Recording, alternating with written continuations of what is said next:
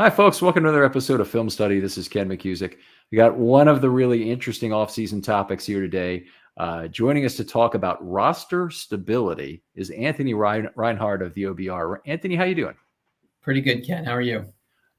Very, very interested in this topic, and even more interested when I heard in our production meeting here that you're an actuary by training.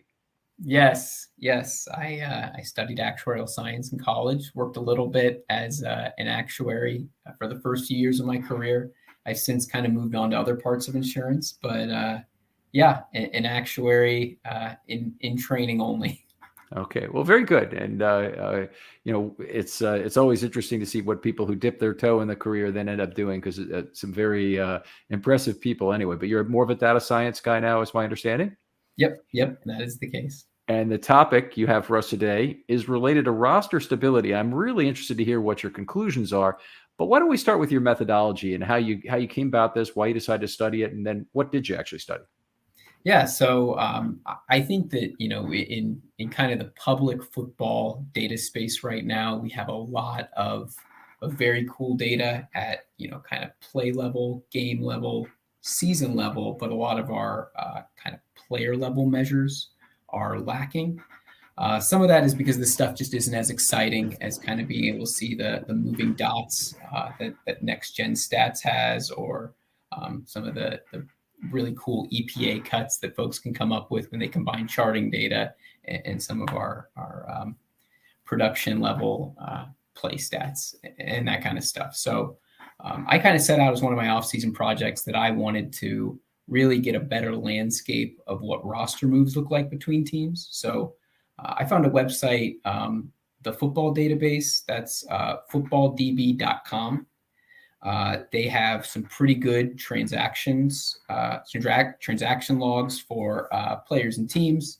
I was able to do some web scraping, take that off their website, and kind of manipulate it through some of my own means to recreate team rosters at any given point in time. So the main point in time that I wanted to start with was that 53 player cut down day. So I wanted to kind of use that as a starting point and look at some roster stability stuff, other kind of descriptive roster stuff, how many different players by each position are on each team, on average, average age of players on each team by year. And then this one was obviously kind of how many players are new to the team compared to the previous year. So I was able to go back all the way to 2013. So the first year of this graph is 2014. So it's the first dot on the left side shows how many new players are on the team in 2014 that were not on the 53-man roster at the start of the 2013 season. And then it goes 2014, 15, 16, all the way to 21 on the far right. So I think that it fills a little bit of a gap in the football data space where I feel like we were able to get a chance to give people some information about how teams move players around. Okay, let's talk methodology a little bit, and I'll just put my finger up when I have a point to make. You give outstanding descriptions of things, but in terms of methodology, the 53-man roster is extremely fluid. So you have to kind of pick a set of criteria. Yeah, you have to pick a set of criteria that makes sense in terms of determining which 53 you're talking about. How did you go about that? Absolutely, yeah. So the starting point I wanted to go from was that 53-man, or that final roster cut day where teams, I think last year they went from like 80, I think it was, down to 53. About a week before the regular season starts.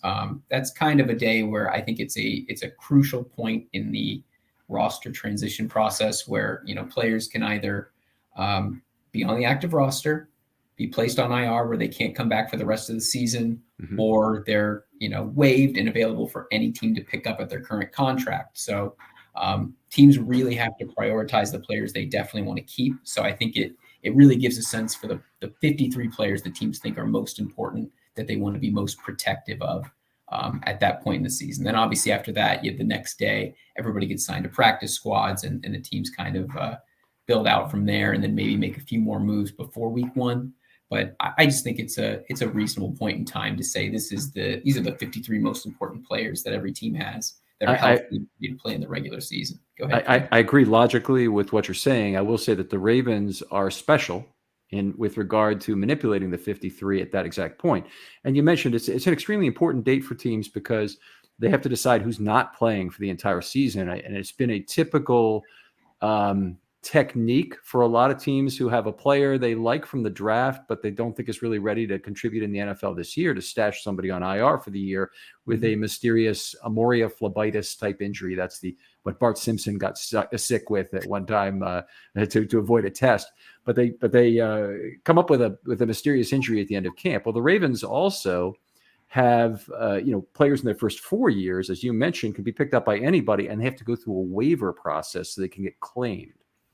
Players, veteran players who are in year 5+, and I know you know all this, Anthony, I'm just describing it for some other folks, have to if they're cut, they're available to anyone immediately for negotiations. But there also are typically vet min guys on everybody's roster, usually core special teamers, maybe some backups at certain positions, who are excellent candidates in years 5+ to be cut and come back on a handshake deal. The Ravens have notoriously done that year after year. In fact, I think some of the roster rules for this year have actually been set with the Ravens in mind in terms of cutting the number of IR returns you can have per year.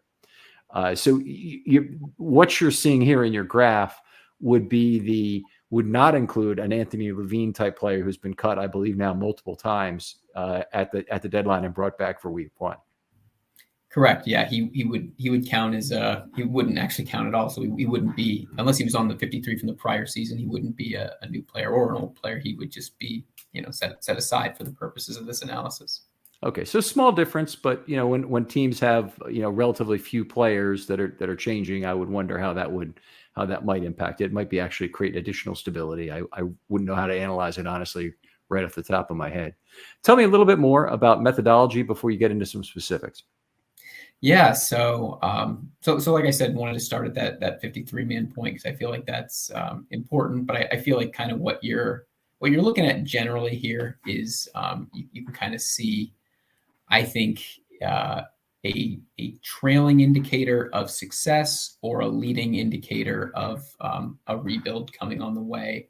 I think you can kind of see like teams like the Texans even, they're obviously had a quarterback that they really liked and then, got rid of him essentially prior to last season where, that led to them engaging in a major rebuild, which was a leading indicator of a rebuild. But I think you have some trailing indicators of success in that, like, if you're not retaining players from season to season, you are probably failing already. I think you might look at the Panthers where it's like, they've been bad, so they're just cycling through players a lot of times. And then you can see other teams like, the Steelers are typically a very good team, as we know very well. And they don't end up cycling through players quite as often because they have either drafted well or are good at retaining their free agents. Another point comes up in just what you've mentioned is that teams who have relied heavily on the compensatory draft formula, and the Ravens are one, are going to have more draft picks than others. The Ravens almost never cut a draft pick. It has happened, but it's very unusual. So they find a way to get them onto the 53-man roster, and yet their numbers are still remarkably low in terms of the number of changes, even though by definition, each of those draft picks is going to be a change. Yeah, no, and I think that's something that really surprised me when I looked at the Ravens a little more in depth is that, they have had a ton of draft picks in the last 4, 5, 6 years or whatever. They have the most comp picks since they introduced that to the draft. So it's like, the Ravens, bottom threshold for the number of new players they bring in every year is pretty high. But they're letting a lot of their talent kind of cycle through on a regular cadence, and I think it points to the Ravens being a team that is very good at future planning and very good at drafting. We're seeing a kind of the red line there is around 21 players maybe? Yeah, changed 21 and a half, I think, is where it lands. Yeah. All right. Well, terrific. It's nice to have a red line. Does that represent the entire NFL average then? Yep. Yeah. That's the orange line. There's the entire NFL average. So you can see that the Ravens are, I think they are probably at 22 in, looks like 2017, where it's kind of, they're bottoming out by the Ravens standards, where I think they were like probably 7-9 that year or something like that. But yeah. And in 16, you're saying they were? Yeah. I think they just missed the playoffs. They were, I think, 9-7. Yeah. Okay, but anyway, that's excellent. I think this should be very encouraging to a Ravens fan to see this little. Now, a team that's letting every player from their draft class graduate, and so to speak, obviously they ran for 4 years and then let them go, would turn over 13, 14 players per year to cycle through their 53 in that period. So I think it's relatively remarkable to have only an average of maybe 20 per year over that period. It is. I mean, especially like you said, with how many draft picks the Ravens are making every year, which is probably close to double digits. So, you're talking about a baseline of 10 players probably that you're pushing out every year and bringing you guys in. So, the everything that's left from that is not. Not a ton of players. It's probably a few free agents here and there. And I know the Ravens have had their share of, 1-year guys who they are, hold on to get a comp pick like John Brown or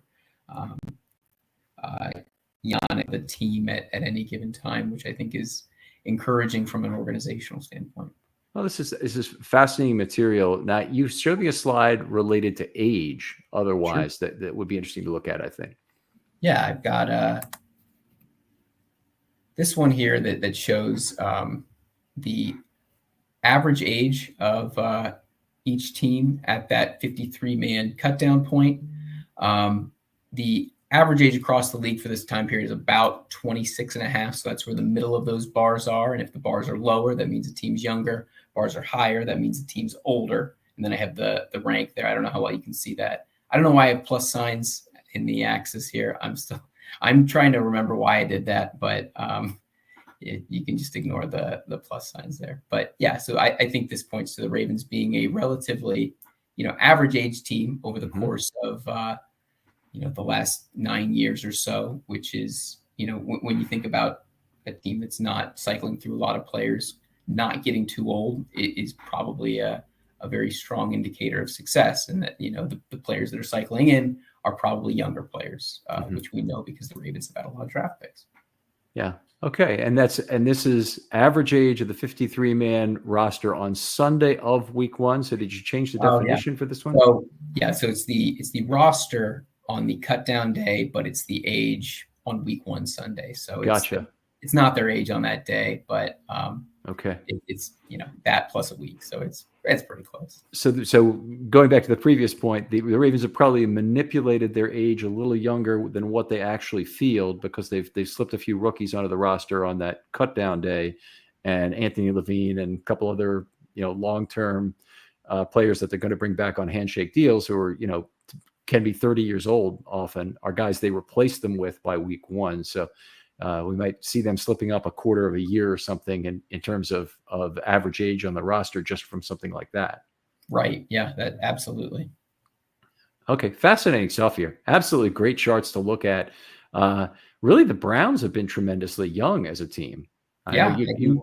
When you're bad, you're often very young also. So just because you're taking as many rookies on as you can, probably a handful of undrafted guys are in there somewhere, and then there's no sense in keeping on older players other than I think it's 2015 there where the Browns had a pretty good season. So it's 2015 I guess would have been a season that they were going to try to win for before the nightmares in 2016 and 17. But I think that when you're not good, there's no sense in keeping guys that are over 28 years old on your team. So you have a lot of young guys, a lot of draft picks that you're trying to keep around and develop, but you can kind of end up in a death spiral that way.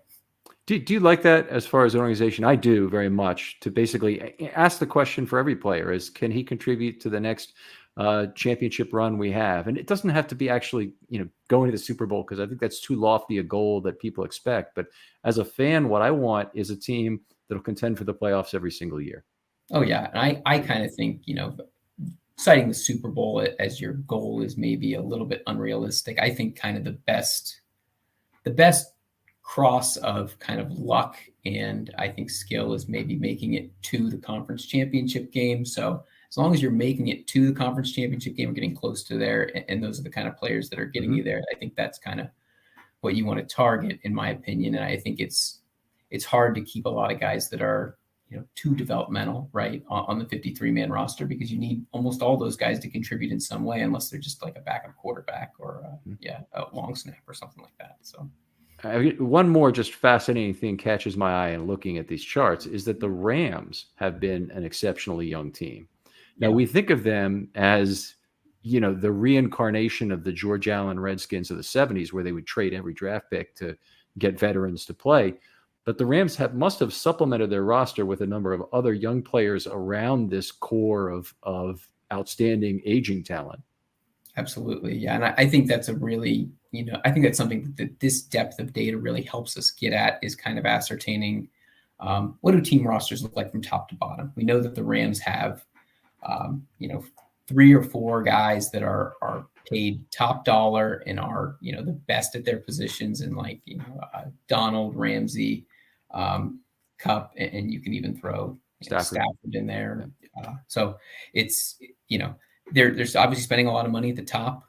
I think that, when you do that, you obviously have to spend less at the bottom of your roster. So the Rams have had a lot of late draft picks, and they've had more draft picks, I think, than people give them credit for, but they've also retained those draft picks over a long period of time. And I think that when you think about a team that has somewhat of a similar strategy, although they go about it different ways, maybe the Saints, where they retain a lot of older players over long periods of time. Some of that is, kind of their design of their cap strategy, but you really need your draft picks to hit when you have them. So the Rams have been able to kind of get some depth from unexpected places in those draft picks, and it was obviously a key to their success last year.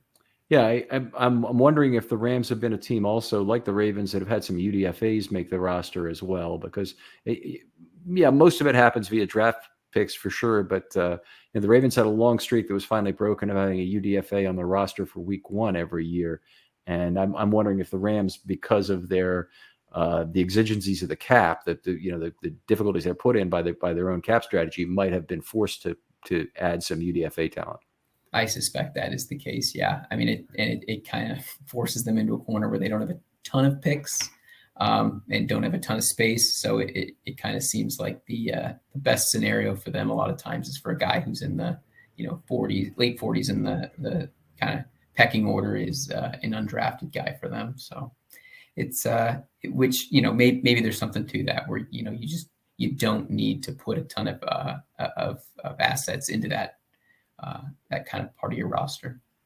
Okay. Outstanding stuff. Any other slides you have to show us here?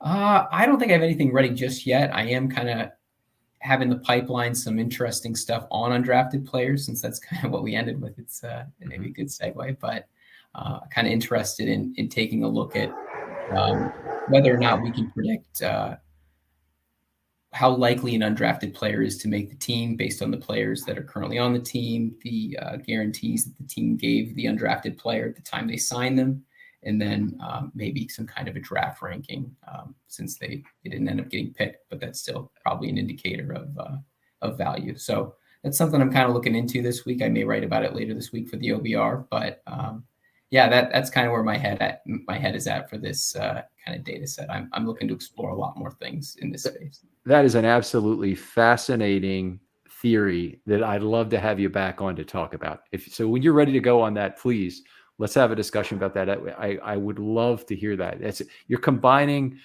factors I think are not only pertinent, they're probably central, including especially the dollars paid, because the pool is limited in terms of how many dollars you have to pay for your UDFAs, and you often have these bidding things going on where you've got multiple coaches on the phone with individual players. And Ozzie Newsome, it was the $1,000 at a time increase per UDFAs that he'd be handing out all over the building and trying to get these guys signed. But that process, it'd just be fascinating to really be a fly on the wall as that process is occurring, across it.